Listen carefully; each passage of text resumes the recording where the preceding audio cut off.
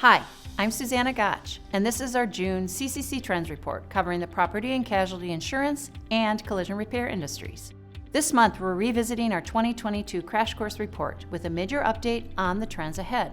So, let's jump in. Here's what you can expect. Number 1, changes in driving behaviors impacting the frequency and severity of auto accidents. Number 2, supply versus demand imbalances and the impact on U.S. inflation continue. And 3, labor shortages and how they continue to constrict capacity and drive up wages.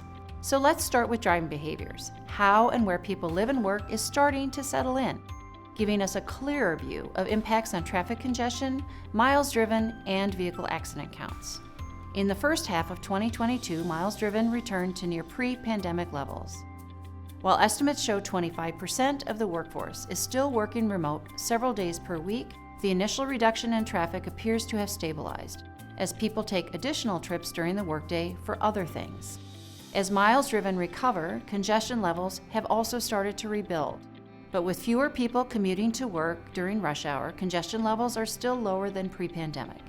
This means that vehicles are often traveling at higher speeds, and as a result, non-drivable claim volume remains elevated. So what about supply disruptions and inflation? Many automakers expected new vehicle production to pick up in the second half of 2022, but with the war in Ukraine and soaring costs of goods and services, supply chain challenges are likely to continue. As a result, new vehicle prices are expected to remain high, and when combined with low inventory, will create an even tighter used vehicle supply. Repair costs will also continue to be impacted. The average cost per replacement part increased another 5% in the first quarter of 2022 alone.